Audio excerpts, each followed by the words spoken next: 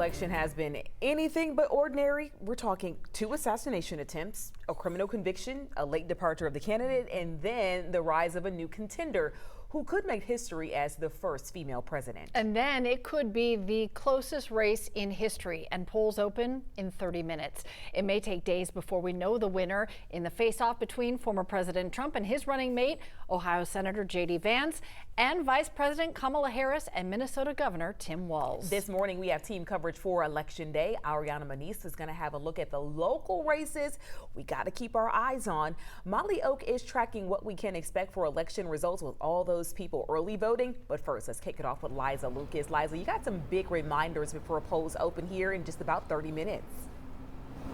That's right. And here at the Buckhead Library, we are already seeing people line up. In fact, the numbers that we're seeing have really doubled since we last checked in with you at 6 a.m. We've got more than a dozen people in line, others getting out of their car as we speak. And again, the reminders so clear from election officials: make sure you are checking your polling location, because you have to go to that designated location today on Election Day as you cast your ballot. If you're not sure of what that location is, you need a little refresher, well, you can pull out that voter registration card. You can also head over to the Secretary of State's website for that info. And be mindful, your polling location could have very well changed since you last voted. So a good reminder there to double check. Now, while you're on that My Voter page, you can pull up your sample ballot to review. That's going to have the candidates for your district, so you can give it a glance and kind of finalize those votes before you get in front of your ballot. Now, when you get to the polls, have your photo ID ready. You must have it to vote. That's under state law here in Georgia. And if you're planning to go vote later today, be mindful that the polls do close at 7 p.m. So you want to be in line before then in order to guarantee your right to vote. Now, we have been tracking this process for weeks now as early voting has been underway. We've been talking to voters. That includes Lisa Harris, who reminds us it's important that as we kick off Election Day, we as Americans really have this right and should use this right and exercise this as we head to the polls. Take a listen. You know, in many different places, people don't have the opportunity to vote. Their voice can't be heard. So since you live in a place where your voice can be heard regardless of how you feel about it, you should use that opportunity to exercise your right to vote. Now, Harris says she is eager and she is optimistic, and she's also ready to see the results. Now, if you're headed out to the polls today in the next half hour or throughout the course of the day, you need a little cheat sheet. We've got all the information you need on 11alive.com. You can find it pinned to our homepage. Live in Atlanta, Liza Lucas, 11 Alive News. Liza, thank you. We continue our team coverage now with 11 Alive's Molly Oak in Fayette County. A one to watch there in Fayette for sure. Molly, when do experts think we'll start seeing Georgia's results come in? Well, that's why we want to look at the numbers. So here in Fayette County, Cheryl, more than 68% of voters participated in early voting or mailed in their ballots. Now, that's according to the Secretary of State's website. And numbers like those are really going to come into play with why people think we may see election results faster than we ever have before. Because as of this number, again, we're looking at Secretary of State's website for this data, more than half the state's voters have already cast a ballot. When we look at the numbers specifically, we're talking more than 55% or more than 4 million of Georgia's voters. Now, that's something we've never seen before. Secretary of State Brad Raffensperger says all those early voters made history and all those votes will be reported 1 hour after the polls close. Now, election workers can also start opening and scanning absentee ballots 15 days before Election Day, but they can't be counted until polls close. All the absentee ballots that have come in will have been ready for tabulation, and those will be reported. That's 70% that will be reported by 8 p.m. plus or minus, assuming polls all close at 7 in those counties. And that really will give you a great path of what you can expect for that day. Now, as for what he's expecting today, he says he thinks he'll see another 1 million voters here in Georgia cast their ballot. Remember, polls open in less than 30 minutes and close tonight at 7 o'clock. Guys. Molly, thank you. Headed to Gwinnett County this morning, where we find 11 Alive political team reporter Ariana Manise with a closer look at some of the state and local races that we have to keep a close eye on today. Ariana.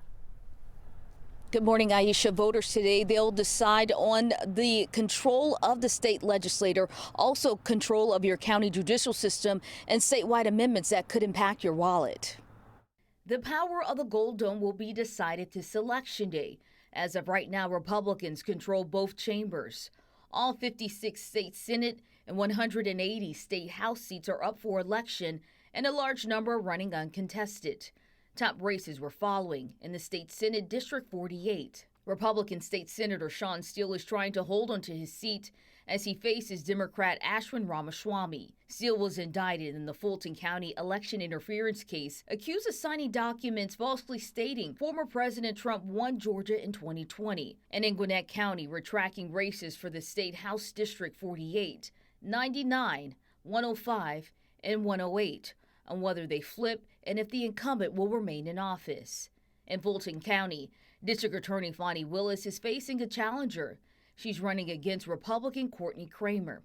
You'll also see constitutional amendments and a statewide referendum question on the ballot. Yes or no on whether the state legislature should implement a statewide local option homestead exemption and if the state should create a tax court system. Voters will weigh in on whether to increase the personal property tax exemption from $7,500 to $20,000. Now, what's on your ballot will depend on what county, state, or federal district you live in. Reporting live from Gwinnett County, I'm Ariana Manise for 11 Alive. Back to you. Ariana, thank you. In some states like Pennsylvania, the counting of mail-in votes starts this morning. In Arizona, verifying signatures on early ballots can cause delays. In Nevada, a different challenge. Ballots get counted up to 4 days after the election as long as they're postmarked by today, all potentially resulting in delays for that final result. Today, Cobb County's Board of Elections and Registration could only count absentee ballots received by a 7 p.m. deadline today. County election officials must also segregate and not destroy any ballots received after the deadline and before 5 p.m. on November 8th. Whether late arriving ballots are counted would be litigated after the election. Military and overseas voting would have their ballots counted if received by November 8th. And don't forget, there are certain things that you cannot wear to vote.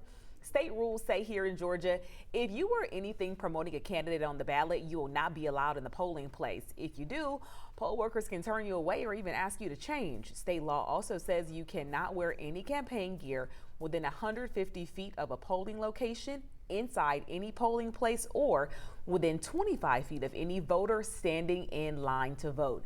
Hey, Uber and Lyft, they are offering some deep discounts today to help you get to the polls. Lyft giving you half off with the code VOTE24. This promotion includes a car, bike, or even a scooter ride until 10 tonight.